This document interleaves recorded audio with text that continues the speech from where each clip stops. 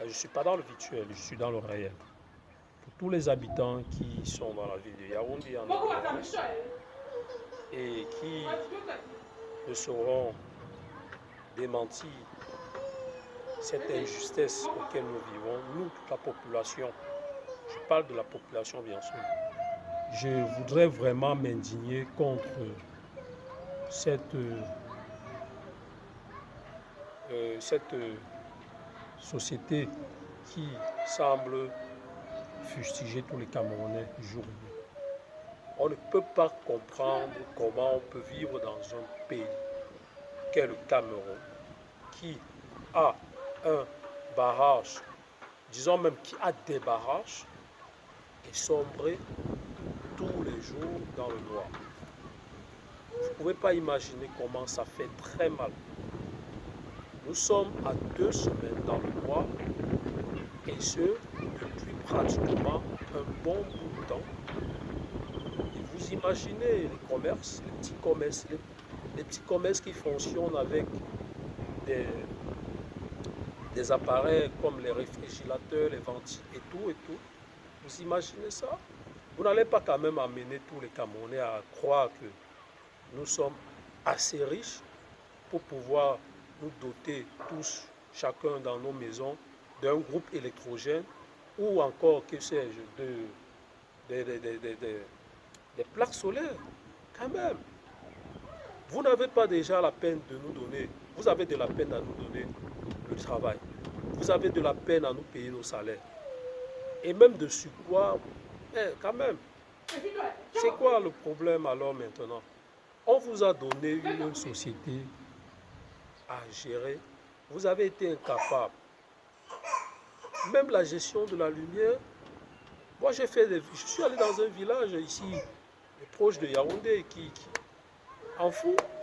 Dans ce village-là, la lumière est gratuite. Nous payons quand même nos consommations, quand même, Enéo a arrêté quand même un peu à la limite. Ne faites pas comme si nous avons pris des abonnements chez vous, nous avons payé. Ne faites pas comme si nous louons seulement vos outils, ou bien, je ne sais pas trop, louer même c'est trop dit, car parce que même pour louer, tu payes avant qu'on te donne, tu verses une couche avant qu'on te donne l'objet à louer. Quand même, on est dans quel pays là, hein? C'est vrai qu'il y a des pluies, mais quand même, ces pluies-là, ça permet, ça rentabilise le barrage. Comment il peut avoir des pluies, les barrages a beaucoup d'eau, et puis nous, on est dans les ruptures de courant, de coupure de courant tous les jours. C'est quoi le problème? C'est quoi le projet? Vous voulez nous faire comprendre donc que désormais, quand il fait soleil là, hein, quand il fait soleil, les pluies doivent monter, les pluies doivent, le flux en eau doit être énorme, ou bien je ne comprends pas, parce que moi je veux bien comprendre ce phénomène-là. On est dans un pays où il pleut abondamment, et c'est le même pays où il pleut abondamment là qui a des problèmes de coupure de lumière intempestive chaque jour, chaque minute, chaque seconde.